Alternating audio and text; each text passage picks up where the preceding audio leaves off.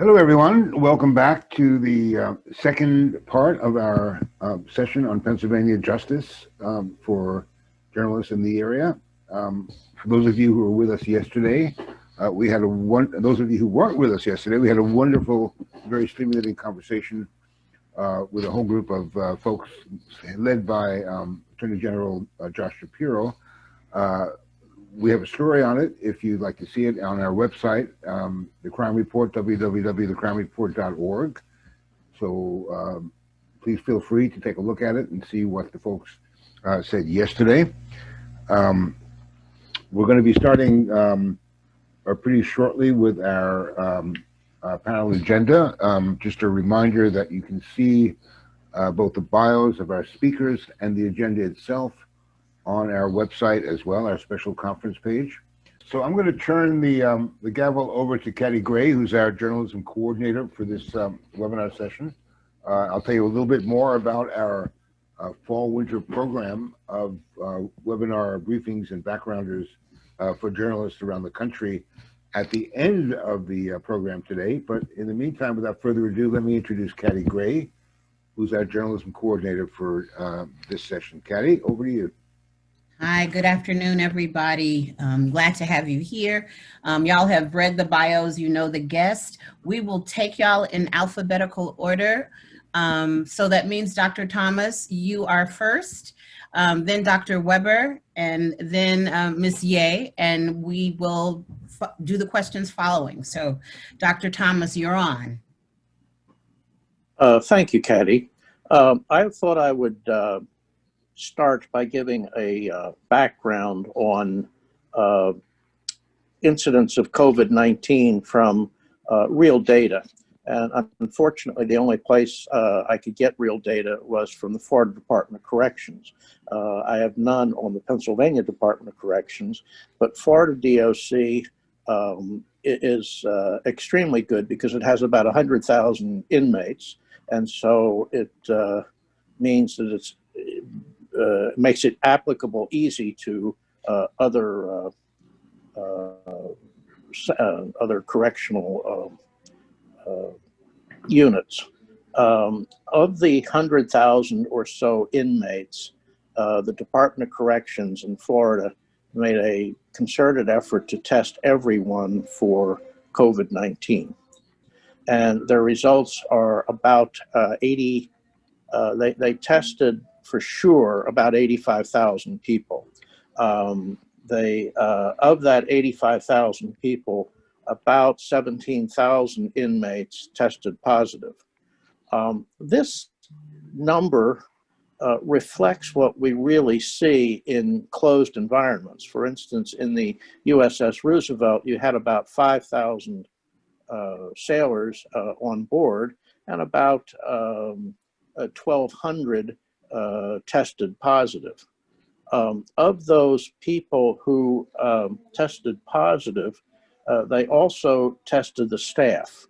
And I don't have a denominator on the staff, but the staff, when I was involved with the Florida Department of Corrections, I used to run the healthcare, was about 40,000 people. And about 3,300 of the staff tested positive.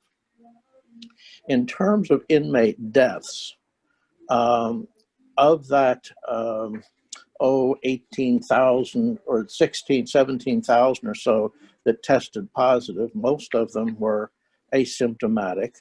There were about 150 deaths attributed to COVID-19. Now, one of the interesting things about the demographics of the department, it was totally different than the demographics of the Free World Society. In the Free World Society, it is mostly, the disease is mostly transmitted in people in lower socioeconomic classes who live more or less communally. And everybody in prison lives more or less communally. So you don't see the skewed distribution towards minorities in a prison. It's the positives are across the board, all races, all ethnic backgrounds. And the deaths are also not reflective of any one particular racial or ethnic group, which is interesting. As for what a facility can do about it, it's very, very difficult. I was almost involved because then the federal district judge says it wasn't an emergency. For those of you who are in corrections professionally, the ACLU is taking a very aggressive stance in terms of lawsuits, saying that inmates in ICE facilities are at a much higher risk for COVID-19 and therefore should be released from those facilities. As I said, the one judge that was involved in this said this is not an emergency, you can bring it up. There is another case I know of in New York, and I don't know the results of that case. But as for what you can do about it, it's obviously you cannot socially distance in a prison. Now, social distancing, and none of the preventive measures for COVID-19 have ever been proven. They're all intuitive, they're all make good sense, but in terms of rigid scientific or medical documentation, they're not proven. For instance, social distancing came about from an article in the Journal of Emerging Infectious Diseases in 2006, and then was adopted by the Bush administration after they studied it in 2007, but they really didn't implement it effectively. This is the first time it's truly been attempted to implement. Same thing is true of masks.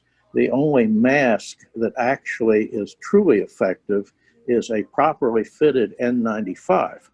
And it's extremely prohibitive, both cost and in terms of labor, to properly fit everybody that would need it with an N95 mask. And in a prison, everybody would need it. Inmates, staff, administrative staff, correctional staff, things like that. And so that's where we are. I don't know that I've helped you a great deal, Katti. I can't hear you.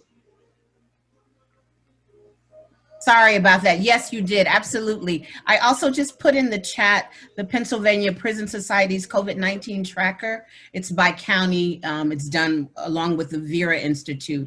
So y'all can check that. And Dr. Thomas, we're going to come back to you in the Q&A. But yes, that was quite helpful. Okay, Mr. Weber. Thank you, Katti. Just a point of clarification. I appreciate it, but you gave me more credit than I deserve on the initial introduction. I am not a doctor. I am an attorney. What I'd like to do today is essentially cover 4 quick topics. First, excuse me, being give some background as to what my company's experience has been through the COVID pandemic. Second, identify some particular barriers or problems involving providing care to correctional institutions during COVID. Third is to give an overview of the steps we've taken to try and combat it and control it in our facilities. And then fourth is address some of the things we might be able to do moving forward so as to best manage this. In terms of the company I work for, it's PrimeCare Medical. We provide correctional health care in 80 facilities in 5 states, obviously Pennsylvania, New York, Maryland, West Virginia, and New Hampshire. Our care is to county jails and juvenile detention centers. So we are the first stop for someone who runs afoul of the law and becomes incarcerated. In Pennsylvania, we provide this care to 34 different counties. They range from all of the suburbs of Philadelphia up to Crawford County, down to Fayette County, to the Northeast in Pike, Monroe County, Lehigh, as well as a strong concentration in central Pennsylvania. Throughout the pandemic, we have administered in excess of 50,000 tests on our patients. Our patient base is pre-COVID is a little bit under 27,000 patients a day.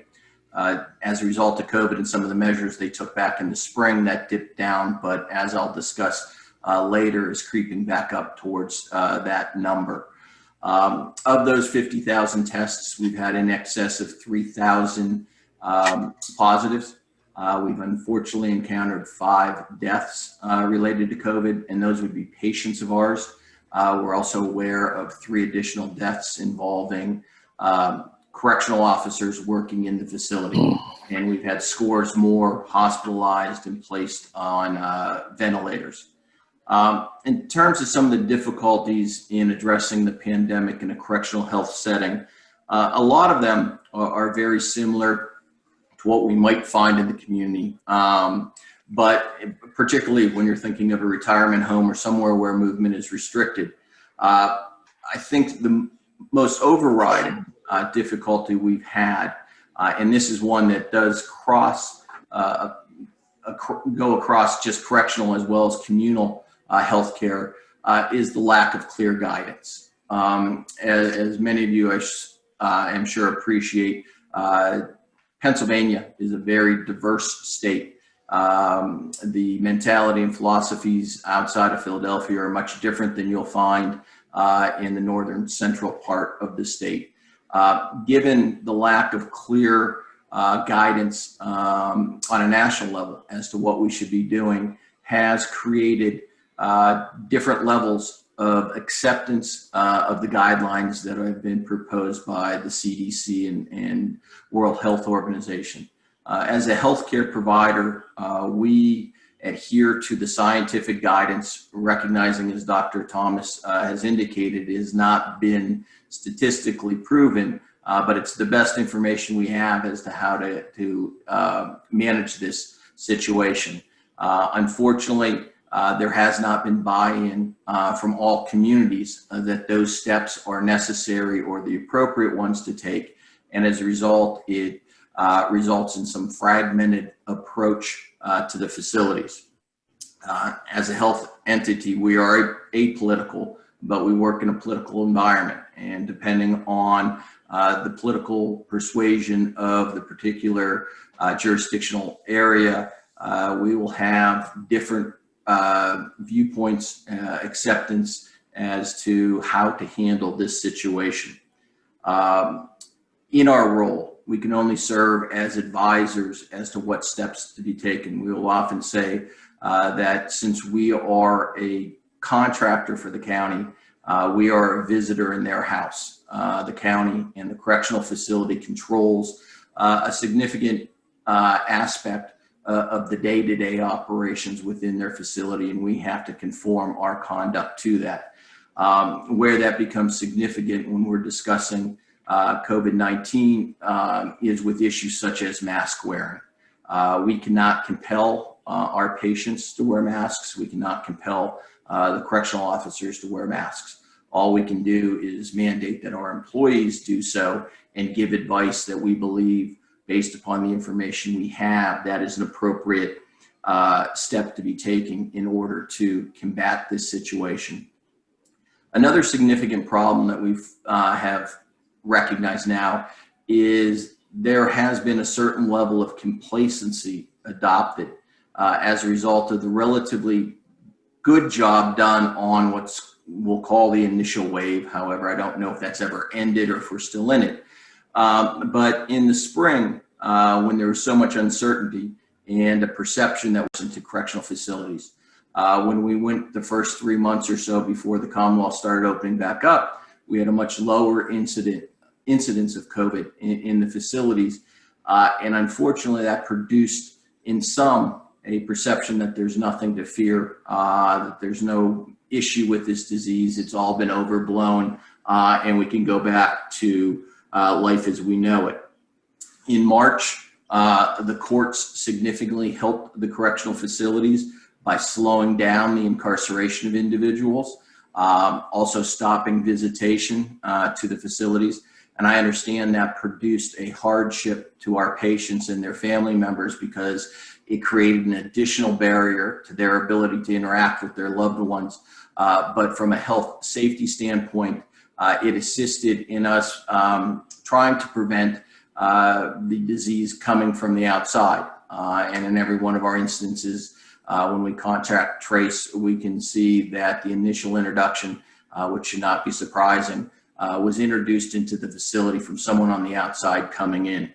The courts also took additional steps, such as curtailing work release, wherein incarcerated individuals would leave the facility during the workday to go perform jobs in the community and come back to the facility. Again, this is an impingement upon the freedom of those patients who have earned the right to be on work release. However, from our perspective, it was a prudent step to take so as, again, to control or limit that in and out of the facilities. They did likewise with what are called weekend programs, where in some counties, if you have a relatively minor offense and are directed to serve a incarceration of a relatively short period of time, perhaps a second DUI, which results in an incarceration of 30 days. Some counties will allow you to serve those over 10 consecutive weekends, coming in on a Friday and leaving on a Sunday. Those, to a large extent, were stopped, and that provided us with some additional protection.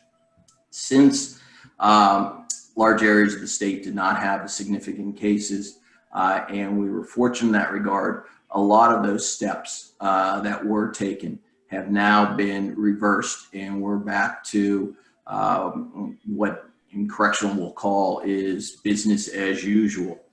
One of the other things that we found, unfortunately, in the correctional setting is a number of our patients are reluctant to bring to our attention that they're suffering from symptoms. And they do this for one of two reasons. One, they're afraid of being ostracized from their other blockmates and being characterized as a risk to them. And two, they are fearful of the isolation that is likely going to result should they have a positive result. So they will keep their symptoms to themselves, which obviously, if they are positive, provides an opportunity for them to spread the disease unknown throughout the facility. Other problems we found that are not often considered is there was a reluctance from outside providers to see our patients. We provide primary care in the facilities, mental health, medical, and dental. But if someone needs an orthopedic consult or an OBGYN consult, we rely on community providers to work with us to provide that care. And we found out that a number of providers weren't seeing patients, or two, would require negative tests before they would see someone. And that would place an impediment on us seeking the normal care. We also experienced that our patient base, although those incarcerated often come in with certain comorbidities, and a certain percentage of the population have not cared for themselves that well out in the community and have been hard on their lives, we've noticed during COVID that there has been a further problem with the patient care coming up. Specifically of great concern is those individuals suffering from mental health ailments because the community providers have shut down during the pandemic to the extent there are community providers. Another thing that we've witnessed is in the last 3 months, we've had an exponentially higher rate of individuals suffering significant alcohol withdrawal and having to be transported to the facilities. In all of our facilities, if during the intake process someone screens as though they're going to suffer from withdrawal, we will start them on withdrawal protocols immediately rather than waiting for the first signs of withdrawal. And despite that early intervention, we've seen, as I said, an exponentially high number of individuals with alcohol withdrawal. And I think that's an indication that's what's going on in our society with it being shut down and the lack of outlets or normal activity. Unfortunately, people are resorting to vices that make them more difficult to handle in a correctional facility. Another impediment in the correctional facility, as I touched upon, a number of our patients have comorbidities. They've been hard on their bodies for a number of years and have aged much more rapidly than in average individuals. All of these factors make them particularly susceptible to the complications that can come with COVID. Turning to what we are doing, initially, I would recommend anyone in the audience, if they want a comprehensive list of the steps we've taken, that they visit our website at primecaremedical.com/COVID-19 /. We started that in March as a vehicle to provide education to the counties in which we work, as well as the families of individuals who were calling and concerned about what steps we were taking. Unfortunately, due to HIPAA, our ability to provide specific information is significantly impacted, but we viewed that vehicle as a way to provide general information regarding the steps we've been taking. We implemented, yes. Thank you so much. Just for the sake of time, we'll come back. I'm gonna let you finish during the Q&A, but for the sake of time, we're gonna move, and think that is enormously helpful. I'm putting some notes in the chat for the journalists. Ms. Gay, if you jump in, thanks a lot. Thank you so much for having me. I'm the executive director of the Pennsylvania Institutional Law Project, which is a legal aid provider that seeks to advance the constitutional civil rights of incarcerated and detained people throughout Pennsylvania. So essentially, I'm speaking more from an advocate's point of view, if you will, but ultimately with the goal of the safe and healthy and well-being of people who are incarcerated. So on the issue of COVID-19, obviously it's had a tremendous impact on all of us, but in particular for people who are detained or incarcerated. And as was really well said by Dr. Thomas and Mr. Weber, there are a lot of different challenges, and we fully admit and acknowledge that prisons and jails have a hard job. This is a hard task. Medical providers have a hard job working with people who are incarcerated just on this issue. And what makes it so hard? Congregate living situation, people usually, I mean, most of us, before I was in this job, most of the information I got about how it was like to live in a prison was from movies, TV. And so you don't always have a sense, but they're kind of different views. You might be stuck in a cell all your time, or maybe it's very fluid. Generally speaking, if you're in general population, there's a lot of movement and there's a lot of group living. You eat your meals together, you're in common rooms together, you're using the same showers, not at the same time, but all those things are common areas, common touch areas. You might be living either in a cell with a cellmate, or you might be living in a dorm. And so that all leads to easier transmission or faster transmission of COVID-19. In addition, as was referenced, a lot of incarcerated individuals come with a lot of medical vulnerabilities. And I would say my point of view is that people who end up in the criminal and justice system, often it's because they don't have access to education, and lack of access to medical care is also a big thing. So, preventative care may not have been what the best for individuals. So then they arrive and they have a lot of different medical ailments, and whether it's diabetes, COPD, asthma, things that we now know are really put you at greater risk if you have COVID-19 for it to be much more serious. The other thing is, just earlier on, like all of us in the community in the very early days, we had trouble, there was a lot of different information about masks and having trouble access to tests. So similarly, earlier on, at least from what we saw across Pennsylvania, there were some issues and challenges in obtaining and especially our client base having access to soap, cleaning supplies. And I'll actually note that I was just looking, we're statewide, and what we've been doing is we're monitoring and tracking throughout the state people who call in, and we have a little spreadsheet that we marked. I'd looked at it before, and unfortunately, I think just yesterday or 2 days ago, we did get a call from someone, I think it was in a county jail, saying that they couldn't get proper adequate soap, as it's just a very basic thing. So all those things are challenging. And for the people who are incarcerated, all the control is really within the people who are operating the prison in terms of where they get to live, where they move around. The other thing, just for that's specific to Pennsylvania, I think especially, is how old the facilities are. I mean, there are some that are newer, but we are in a state that has, I think, one of the oldest prisons. One of them is turned into a museum, the Eastern State Penitentiary. And some of those are still operating. Like Fayette County Jail, it was built in the 1800s. It literally was built in the time of Charles Dickens. And I think that really places great strain on the ability to clean, sanitize, and in particular, as we're learning now, the ability to have good ventilation. So, you know, the CDC has recently come out with, you know, the types of filters that you have, and this is something we're working on in a lawsuit, like you have to have a MERV filter of 13 that will filter out viruses. And I'm not an expert on that at all. It's just, you know, from based on reading. So some places might not have that filter system, and some places can't even upgrade. And that's absolutely a challenge. And, you know, it's just hard when you have a very, very old building, you know, tough resources, to really have great ventilation that, you know, that brings in outside air.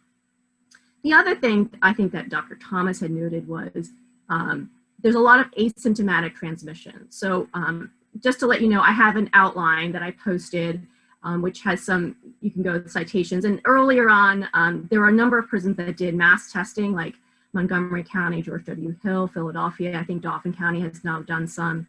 And at George W. Hill, they found that 50% of people tested either positive or positive for the antibody test, which is an extremely large, high rate. Even in the Philadelphia prisons where the rate was lower than that, it was done at a sort of later time. People in the dorm settings had a 24% rate, positive test rate, and many of those, almost all, were asymptomatic. So that's the challenge, right? You don't always know. So what I want to talk about a little is what we saw early on and what we're seeing now. Earlier on, I think as one of the other panelists noted, there was a lot of attention to the issue. The courts worked really hard, not across the board, but I would say as a trend, courts worked hard, as well as the different stakeholders in the system to try to keep the populations down, whether it's through releases or not bringing people in. And certainly, I think that was a really critical effect and absolutely necessary. So a lot of the early efforts were trying to get people released. But then what happens to those who are essentially left behind bars? And so that's kind of where our organization stepped in. And I'll just note that we do have, I'll note that, you know, part of our efforts are sort of monitoring, investigating, we do advocacy. So some jails or prisons have gotten letters from us expressing our concerns. And then when we really feel like we need to, we bring a lawsuit. So we do have 2 class action lawsuits. One is against the Philadelphia Department of Prisons, and one is against the Allegheny County Jail. So in Allegheny, there was a lot of attention to the reduced population, but what happened in the jail was that they didn't use, from our perspective, did not use that opportunity to spread them more out through the jail, but instead like clump them together on the same floor. So we felt like they weren't really taking advantage of the lower population. I just wanted to share so many of you may be experienced, I think I saw a couple names in the QA of people I recognize as you all are sort of experienced journalists, but I just wanted to share with you a sense, just to get you know, we talk about the challenges of social distancing in a prison. I don't know if you can see that. And if there are any lawyers in the group, these are photos that were filed publicly, so I am allowed to show them and share them. This is a photograph of a cell in the Philadelphia Department of Prisons, so you can just get a sense of the size. What we found earlier on were kind of different types of reactions by the different prisons. So in some places, people didn't really take many steps, so people were still living in group settings. And on the other hand, some places really relied on what we think are really severe and in some ways punitive lockdowns. So you might be in the cell this size for 23 plus hours a day, getting out only 15 minutes a day, if at that. And that's when you that's the only time you can use the shower or call your friends and family. All right, so if you imagine being in this space for 23 hours, I will say that there has been some movement on that issue. Some places we still get reports of really being in your cell for 23, 22 hours a day. Some in places they've figured out a rotating schedule, which is what we encourage and urge people to do, is a rotating schedule, recreation in cohorts, to make it safe, but still give people an opportunity to be outside a little bit. But imagine being in here for hours on end with someone else, so that can be very challenging. The other photo I just wanted to share was the other type of living that can happen in a prison. Oh, hold on, I apologize, I just have to flip here.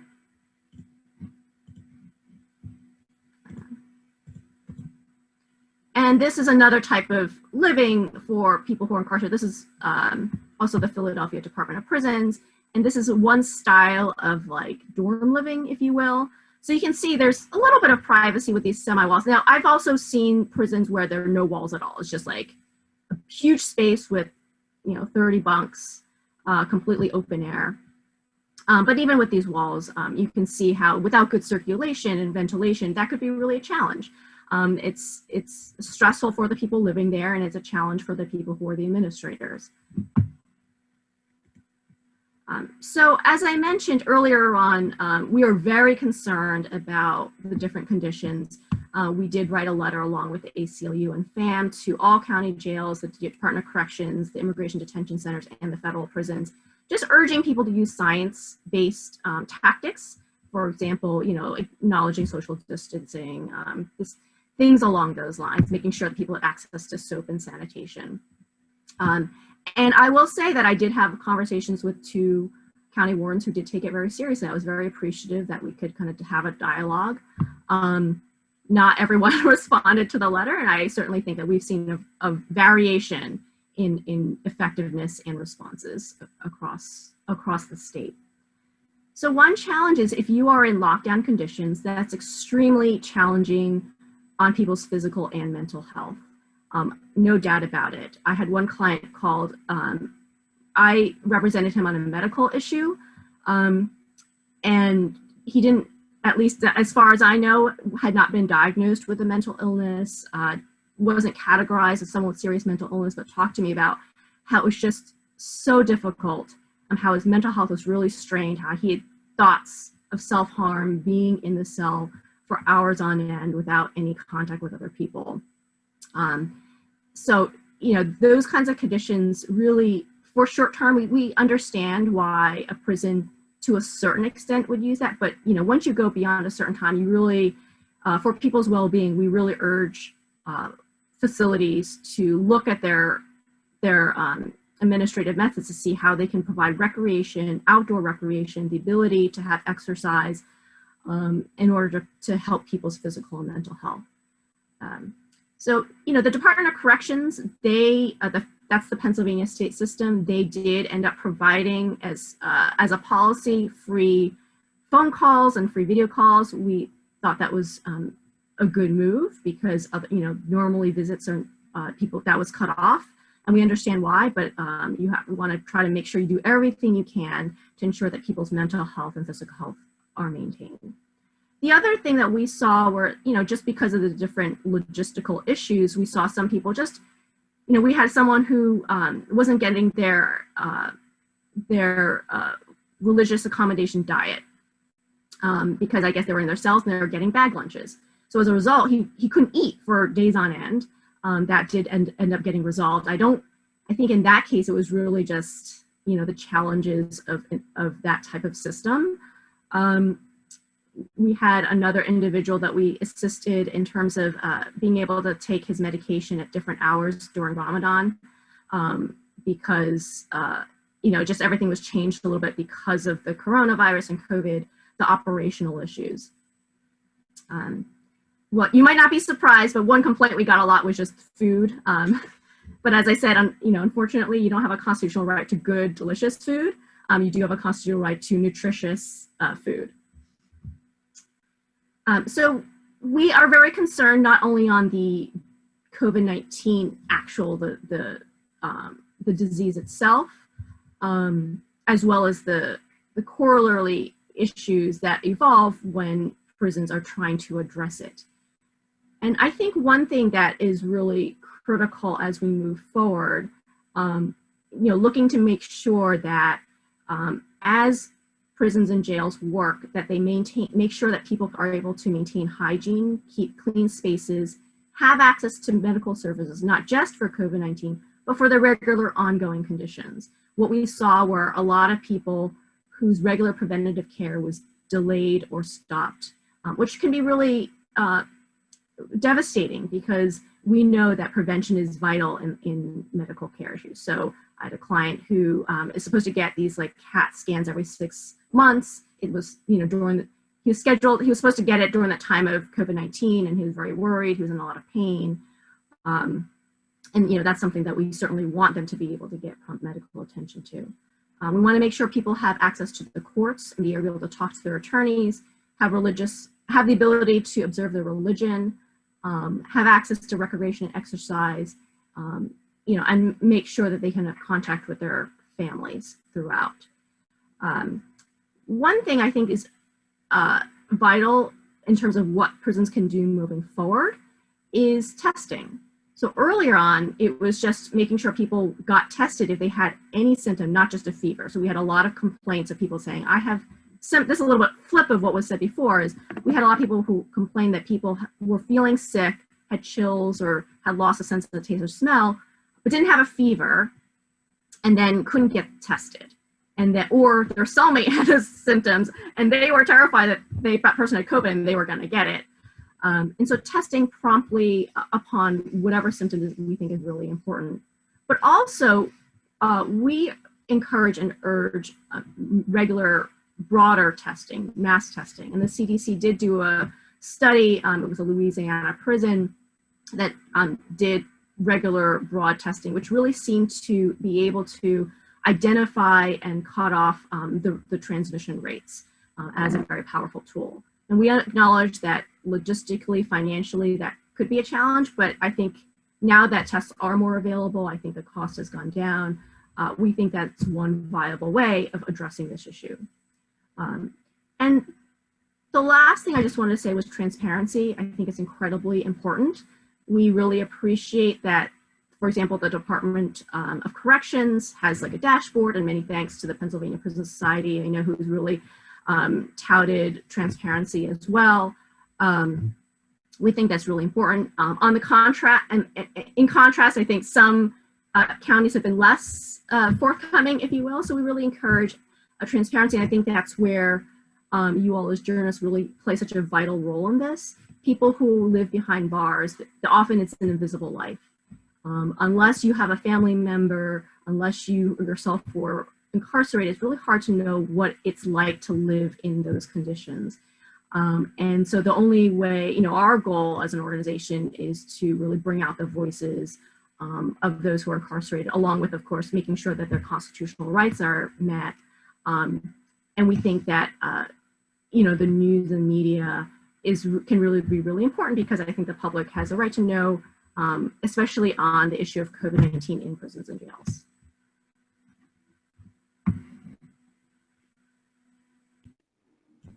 You're on mute. Katti, you're on mute. Yeah, thank you. Thank you, Sue. That was wonderful. I just realized that this is our longest panel. So I want to circle back to Tom Weber. Tom, if you please finish your remarks, and then we'll launch into questions. This is the longest panel we have for the whole webinar. Certainly.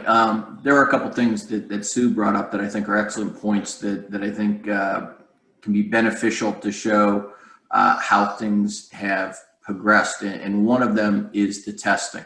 And I know at the beginning, the guidance that was being received out there was there really wasn't as big of a need for testing because of the lack of a treatment. If the course of conduct was going to be the same, that you were going to be quarantined or isolated for a period of time because you were in close contact, the need for a test was not perceived as great.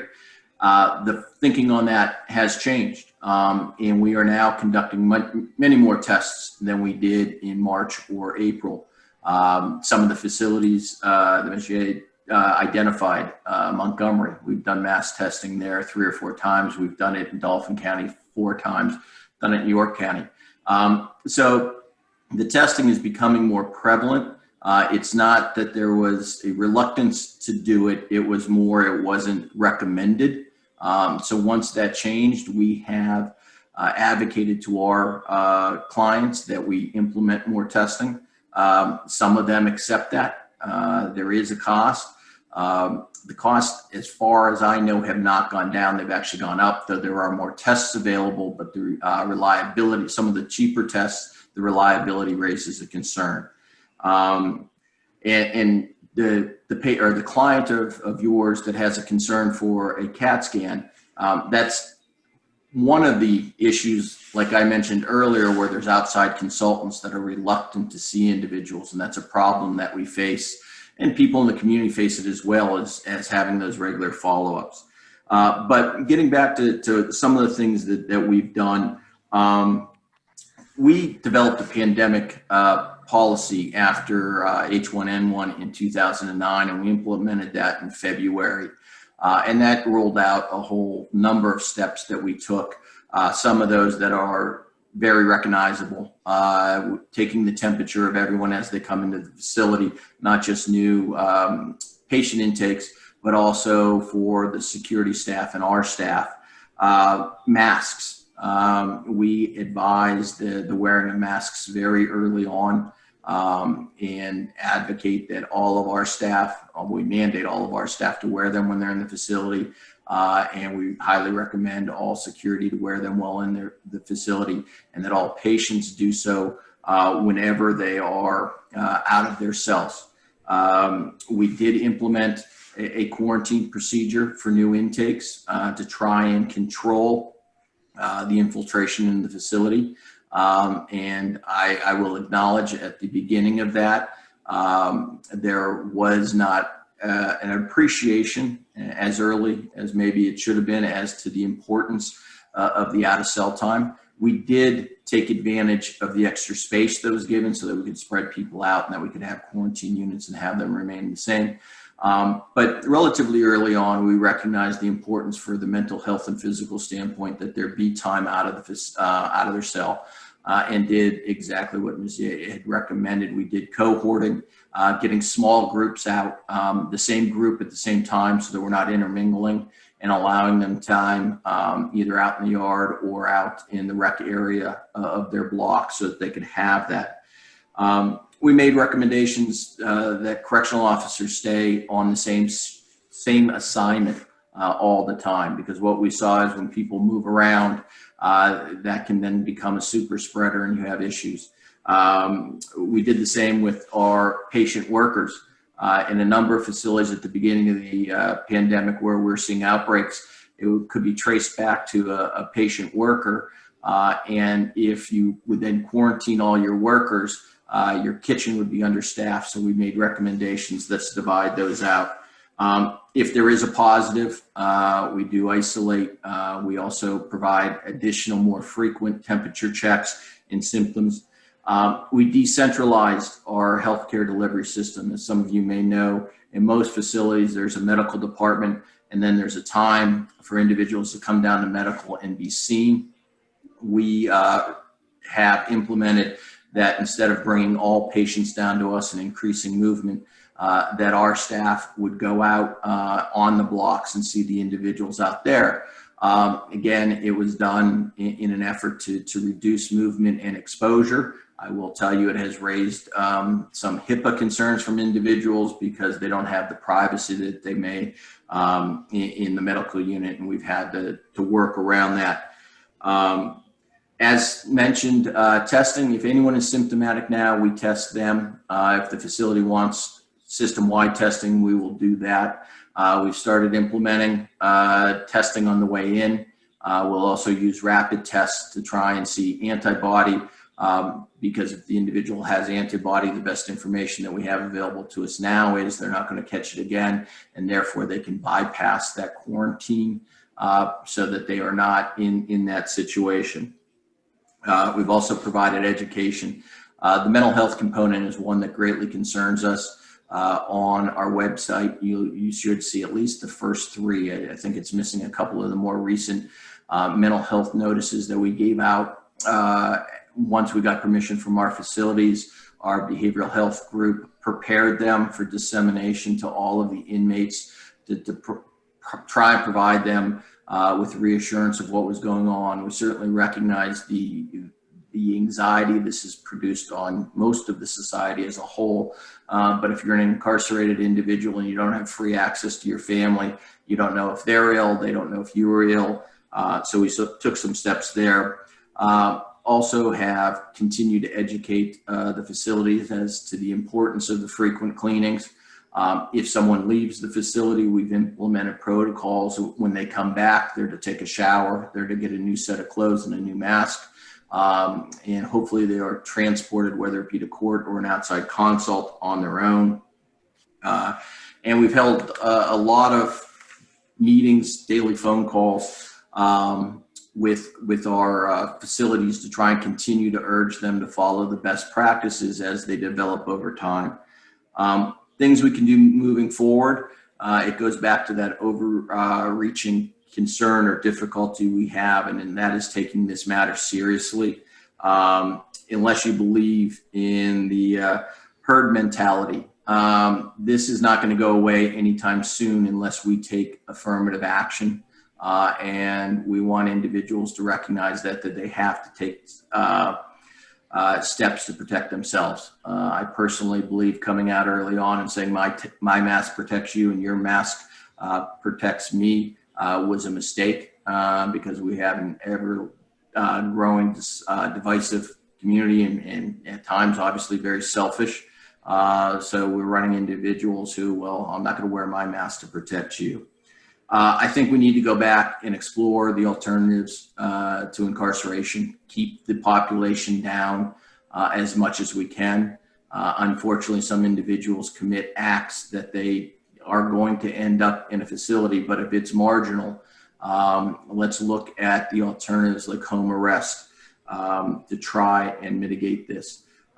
If I leave you with one thing that we can do moving forward for COVID, and it exists long beyond this pandemic being over, which we all hope will be at some point, is to expand the resources in the community in the mental health, behavioral health, and addiction medicine areas. There are far too many people coming into facilities, that are coming in as a result of suffering an illness as opposed to of committing a crime. I had a discussion with one county regarding their behavioral health approach, and I used the analogy. Could you ever imagine someone coming into an ER suffering from chest pains, which develops into a full-blown cardiac arrest, and rather than treating the individual, they call the police and have them carted out? Someone suffering from mental illness can present in the same way. They can come in, and because their condition exacerbates or because they become nervous, they're in that facility, they act out in a certain way. The way they act out is consistent with the disease process they're suffering. They should not be going to a jail. They should be getting the treatment they need. The same with addiction. So to the extent we can expand mental health courts and drug courts in the counties to provide other alternatives for these individuals that are suffering illnesses rather than incarcerating them, it's going to reduce a lot of stress on the correctional facility so that they can act in the best interest of those that they have in them. And more importantly, it's what's needed to be done, what's right for those individuals suffering from those sicknesses. Thank you so much. Actually, that's a perfect segue. We have plenty of questions and ample time for them, but Tom, if we could start there. I'm curious, given the very nature of pretrial detention, folks can be there for a minute or not. So how does that factor into this moment, the cycling in and out of pretrial detainees, and how does contact tracing, how does that figure it all into this work right now? Well, it becomes obviously more difficult the more in and out you have. The contract tracing, if you lose sight of them, hopefully, they're supposed to be reporting to court. We keep track that whenever we have an identified positive, we will go back and search who they were around, when they were around, and try and contact the Department of Health if we have a positive. We'll provide that information, and we will try and have the county find it out as well. But a lot of the counties, some counties arraign in the facility itself, and they'll bring people in to sit for 6 hours before they can get in front of a magistrate judge to be arraigned. And we all know that they're going to go out immediately, but that's 6 needless hours for another individual to be in a facility. So we've advocated, isn't there alternatives that we can do this? There are video courts available in prisons. There are also video courts available in other areas that we could keep the individual from ever entering the facility and potentially being exposed, or potentially exposing others already in there. So if we can restrict entrance, it's going to help us control it significantly. So this question is for you and David, and then I'll open it up to the rest. Workforce for correctional health has always been a concern, getting enough people willing to do that work. How are things now amid COVID? What are your needs? How are y'all able to meet them? I mean, it's difficult. I mean, before COVID, the country was suffering from a nursing crisis, and it still is. And having people leave their loved ones, people leaving perhaps a loved one who have comorbidity and walking into a correctional facility has become more difficult. We have taken steps such as putting on hire-on bonuses, retention bonuses to keep people. Within the first week of the pandemic, we sent an email to all of our employees promising them that there would be a COVID bonus. We've provided opportunities for individuals to share PTO if someone is out for a COVID reason. We've also provided bonuses if someone picks up another an empty shift as a result of a gap in the shift due to COVID. We had anticipated, as I mentioned earlier on, that COVID was going to last for a couple of weeks, maybe a couple of months. Once it became clear that wasn't the case, we went from offering a COVID bonus to distributing an interim bonus to everyone to try and maintain our workforce at the level we can. But we've had upper level management who hold degrees, whereas they can provide care. We've had them filling shifts when necessary. We don't like to do it, but we've just resorted to some agency nursing. And the reason we don't like to do it is because correctional medicine, as recognized by the National Commission on Correctional Healthcare, is almost a specialty of its own. So you can get an agency nurse and it's a body and they have things, but if you don't know correctional medicine, the efficiencies are extremely are impeded. David, would you? Yes, ma'am. Several issues about that. First of all, it's not just the NCCHC, but the American Medical Association has recognized correctional medicine now as a specialty, and we're waiting for the Society of Medical Specialties to recognize it. The correctional recruitment broadly has always been difficult. Correctional medical recruitment has been far more difficult than any other kind of recruitment that I've ever been involved with, particularly in the nursing staffs. And as Mr. Weber pointed out, most facilities have to use temps, which is probably inappropriate, but you're forced to do it. There is a recent issue in the Forsyth County Jail in North Carolina where a nurse was doing her job, the inmate died, and the district attorney indicted her for involuntary manslaughter.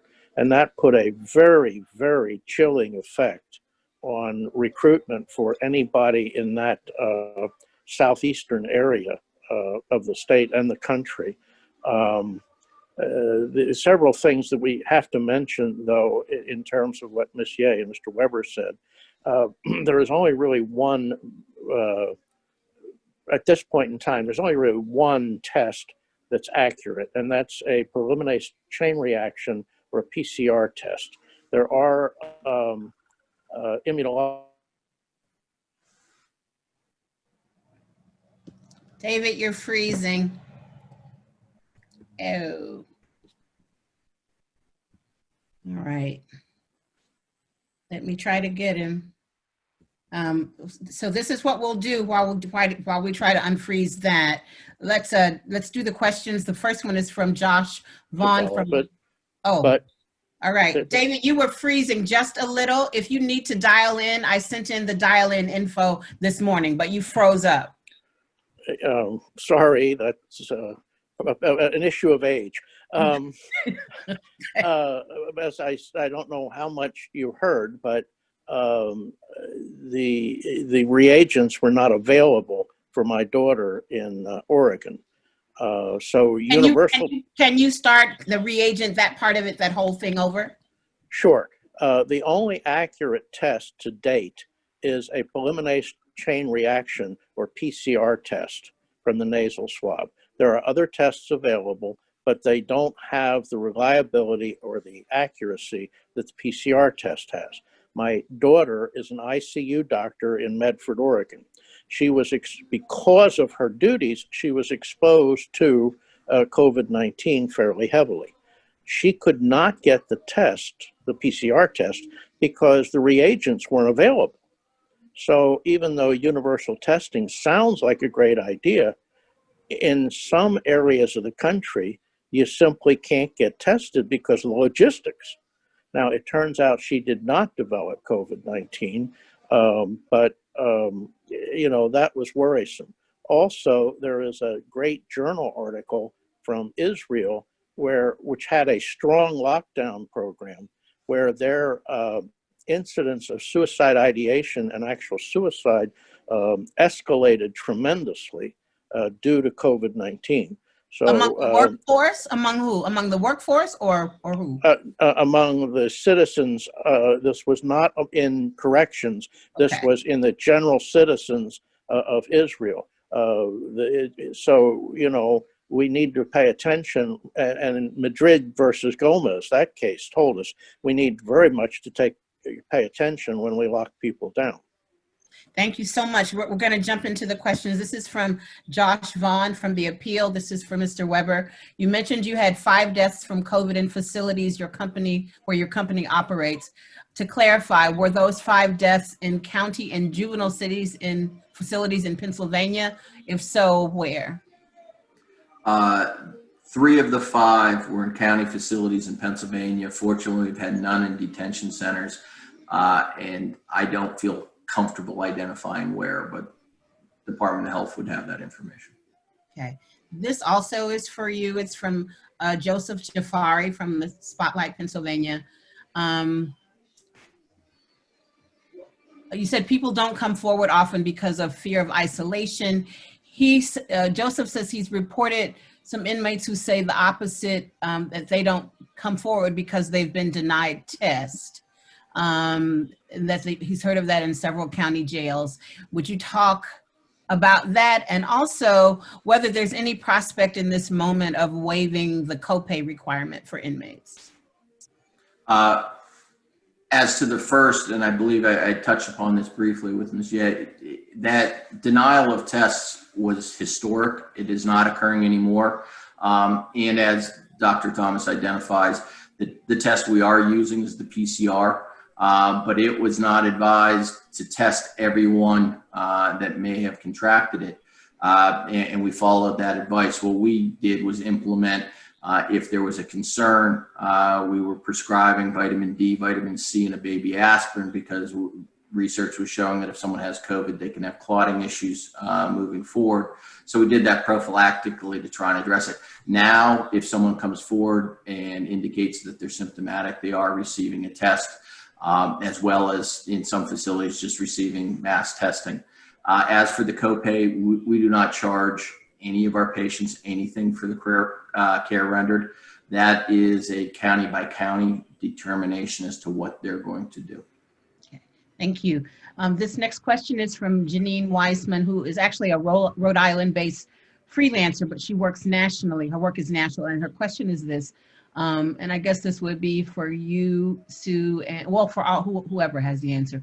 What has been the pandemic's impact on the use of restrictive housing? Did it change the way restrictive housing has been used, less disciplinary and more health prevention focused? Is it less disciplinary and more health prevention focused?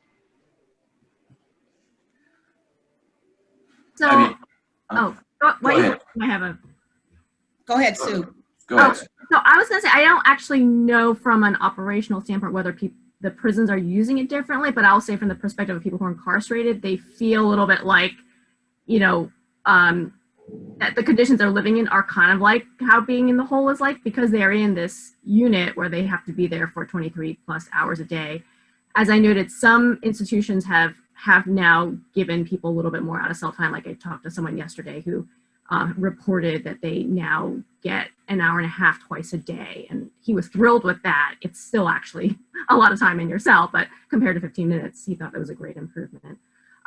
But people are still in the restricted housing unit. We do get calls and letters from people who are there, so they haven't stopped using it. One of the differences with the RHU is typically you have other restrictions, such as the inability to buy a commissary, but that actually I think was restricted for a while as well. That will vary, but you have less visitation. Again, that's kind of affected people broadly. But there are some other pieces that are that people really don't like in terms of being in the RHU. So the other thing is when people go out for medical, if we had talked about this issue of being sent out for different, Mr. Weber did, being sent out for medical care. And one of the challenges is that when people are come back, they are often placed in quarantine. I think I do understand the principle behind it. For the person who's experiencing it, they really hate it because at least those who I've spoken to, you come back and you're kind of stuck what they perceive as the RHU or the hold, even though technically it's a quarantine, but it feels like RHU. And that's typically 2 weeks. Thank you. Tom and David, y'all want to weigh in on that? That's consistent with my observations. I mean, RHU, which is controlled by the facility, is still operating in the same manner it has. But unfortunately, some of the other restrictions that have been placed to try and address the pandemic create a sense that individuals who have not done any violation of facility policies that would normally render them or place them in RHU are in de facto RHU just because of the pandemic that's going on. Yeah, and this is true across the board, not just for restrictive housing units. The Florida Department of Corrections has not had visitation now in 7 months. They stopped visitation in March to stop bringing the disease in, and they have not opened that up yet. And I know many of the visitation does tend to de-escalate the emotions of many of the inmates. And I have no knowledge of this, but I wouldn't be surprised if incidents have increased since that time. I've been, for the journalists, I've been placing stuff in the chat. They mentioned the National Commission on Correctional Healthcare as an acronym, but I spelled it out and put the link there. If y'all want to check that, it's proven a very vital source for my reporting. This question is from Ernest Owens of Philadelphia Magazine. It's going to the issue of the mental health of inmates at this time. Are y'all doing any, or are there things being done to more pointedly evaluate that mental health care? And then my own question is, what about medicinal mental health care at this moment? I mean, are antipsychotics, antidepressants being prescribed more? Sort of what's that whole universe right now?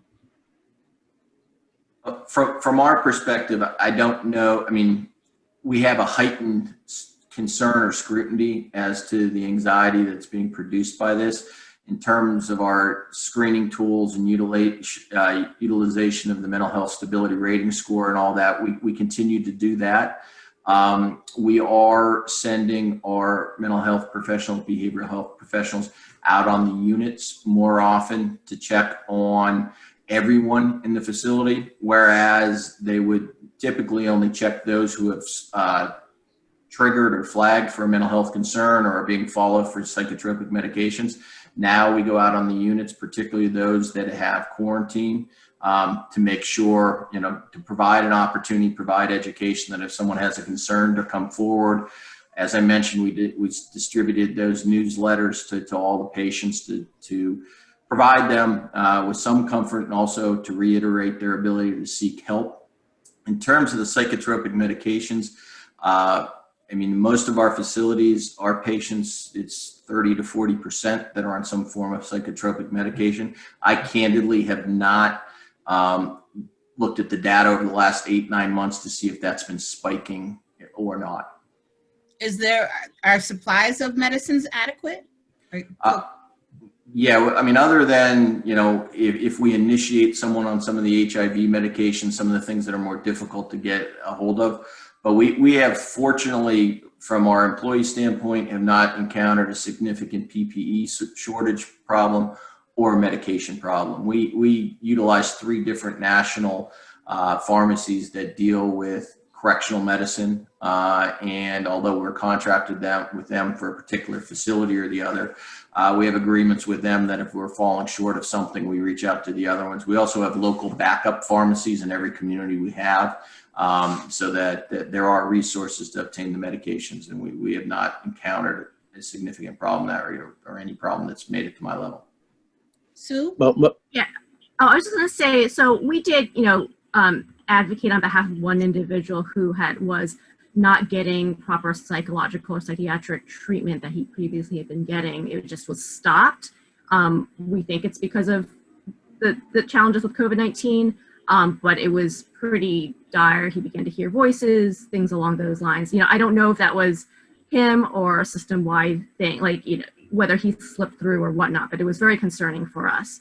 The other issue overall that we've heard is, especially many in the beginning, but we still get these complaints, is that there's a lack of privacy for medical care. So now I think there's a little bit more movement in the facilities and the prisons, but especially when there was really no movement, the medical staff would come onto the units, and then people would get their sick call. If they get it, we got complaints of it would happen in front of the guard's desk, or if they went to a side room, someone else would be in the room with them that wasn't a medical person.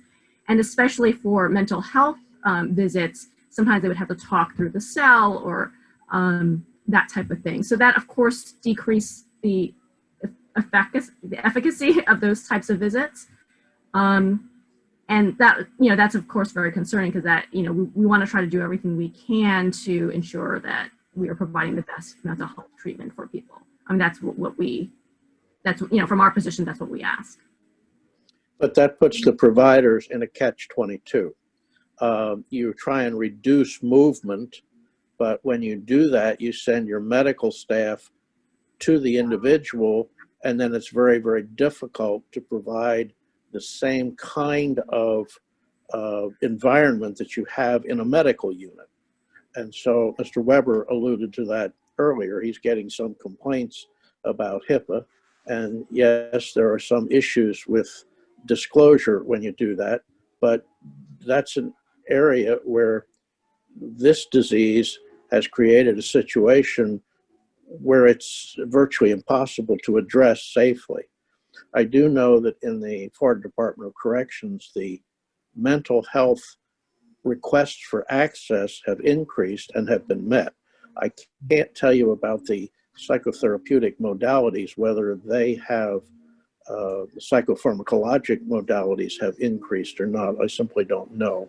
But I know that all the time that I was there, we never had problems in acquiring psychotropic medications. This question is from Kareth Gabriel from the Philadelphia Weekly. Ms. Ye discussed HEPA filtering and better air quality inside prisons and jails to help mitigate the spread of COVID-19. Would you please explain how to justify these measures as standards for the incarcerated, given HVAC improvements can be extremely costly to a state or municipality? Just how much is this considered a human rights issue so that these measures can be mandated? So the human rights issue is basically the safety and health and well-being of people who are incarcerated. And I will admit that I'm more well-versed on what the United States Constitution provides, and that provides that cost cannot be a reason to deny someone's constitutional rights. And the constitutional right is to be provided adequate medical care. Now, it doesn't mean that you get the, there's some limitations on what that all means. So you can't, if you're incarcerated, you can't choose the exact doctor, the exact XYZ, but you are entitled to necessary and adequate medical health. And so along those lines, what it takes to be medically safe in an institution may very well depend on your air quality.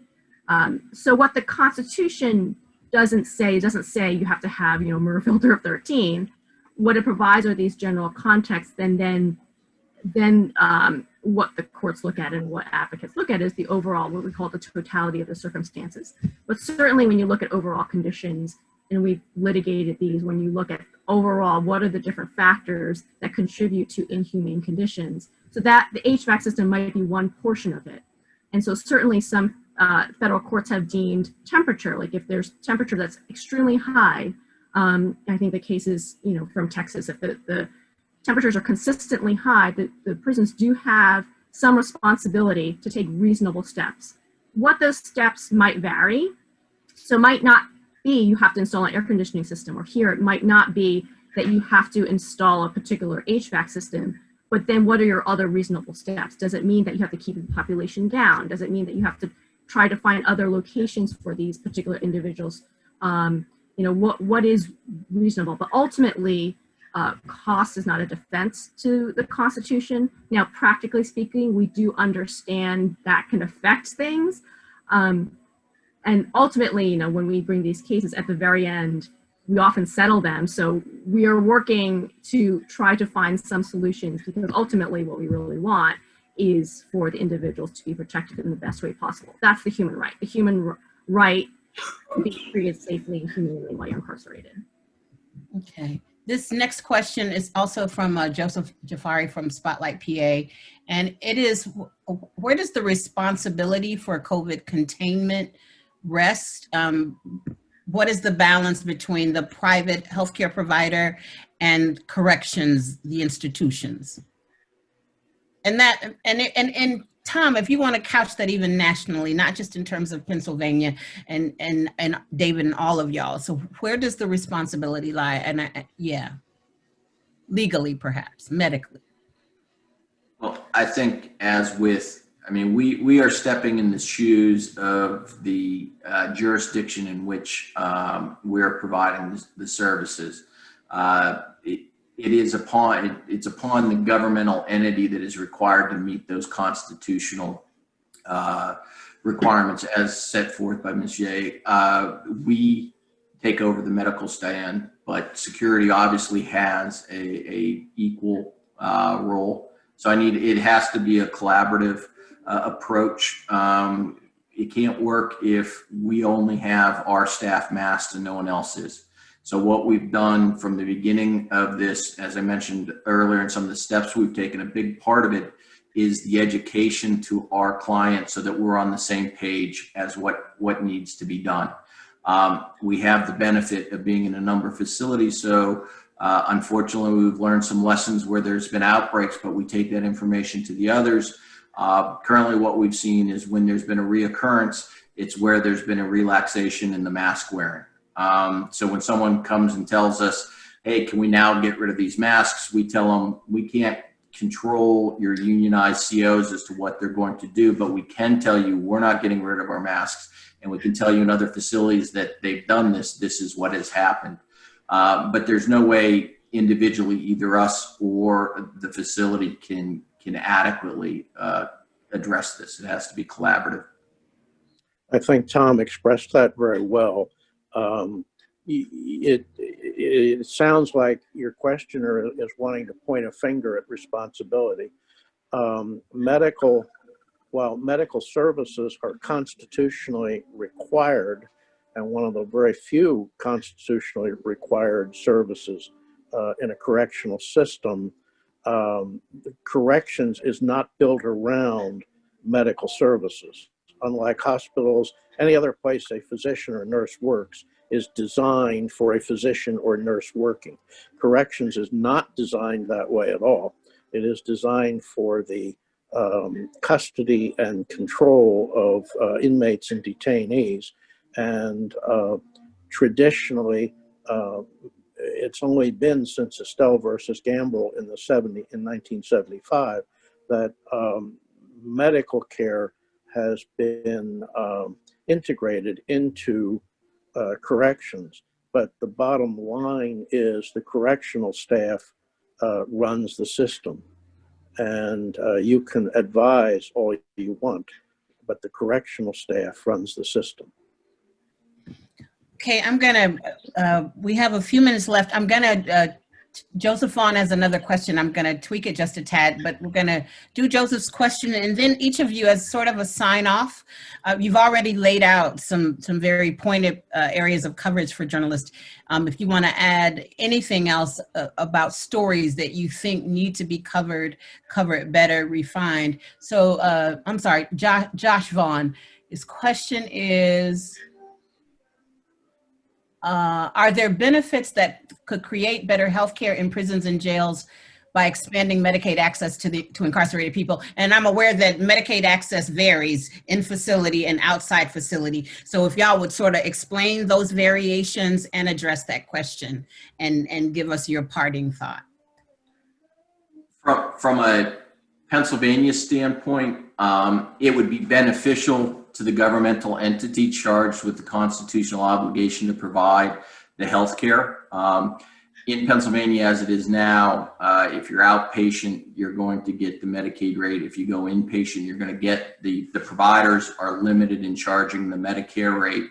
But because of the prohibition to incarcerated individuals having those programs, the county is the one that has to pick up the tab for that. So if you got rid of the exclusion for incarcerated individuals, you would shift the financial obligation from the local level up to the national level or state level, which would provide some relief, again, on the county budget.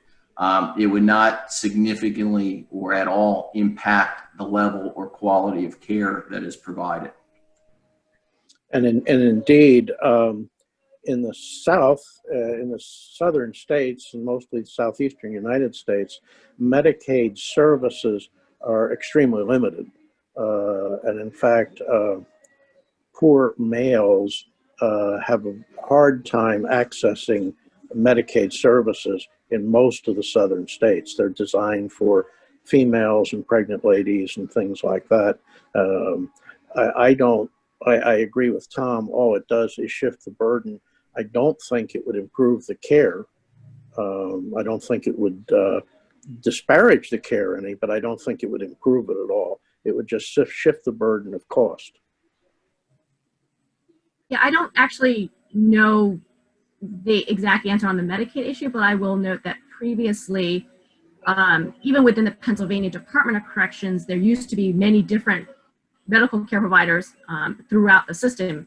Now it's typically one medical provider throughout the Pennsylvania Department of Corrections, which is currently WellPath, right? So it used to be one company, would be at SCI Fayette, another one would be at SCI Camp Hill. So, I don't know if that's better or worse, but I guess having one provider provides more uniformity. The other trend is generally the growing use of medical subcontractors. So for example, PrimeCare as an example, is in a lot of county jails now. So just a matter of fact, as compared to them being county employees. On the federal level, I'll just note that's a difference. Most federal medical people are actually federal employees who are with the facility. They have not really moved to the same level of subcontracting the way the counties and states have. And so thank you for that, each of you. The one story that's on the top of your list that you'd like to see journalists tackle and tackle well. Dr. Thomas, if we could start with you.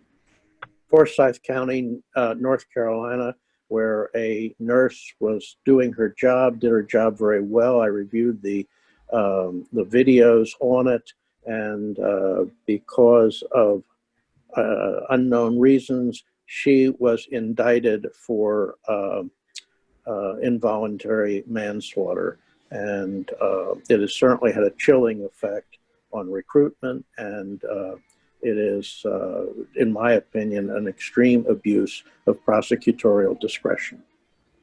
Mr. Weber? Along those lines, but I will steer towards the correctional officers. They do a very difficult job in a not highly compensated profession.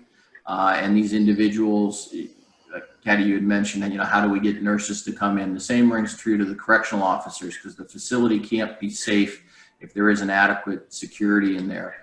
And these individuals are leaving their loved ones to go into that environment and not earning a whole lot of money and coming back. And I think, they are frontline individuals that are not being appropriately recognized. In Pennsylvania, a week ago today, we had a riot in Cambria County wherein some of my staff was locked down until 7 o'clock.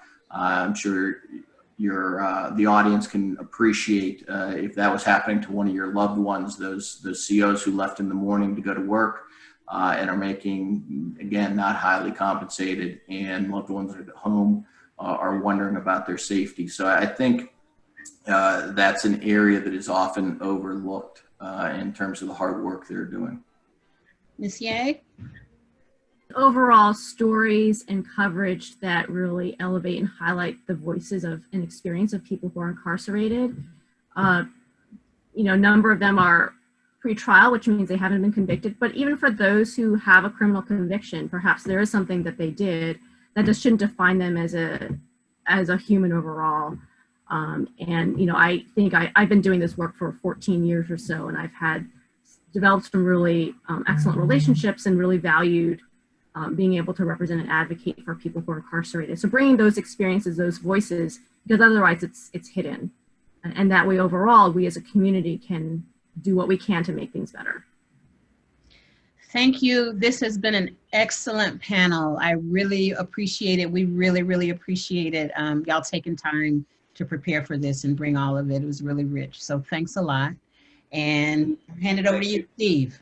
And let me add my thanks. Thank you, speakers, and thank you, Katti. We're going to take a 10-minute break while we get our panelists for the next panel on stage. So stand up, relax, stretch, and come back to us at 2:40.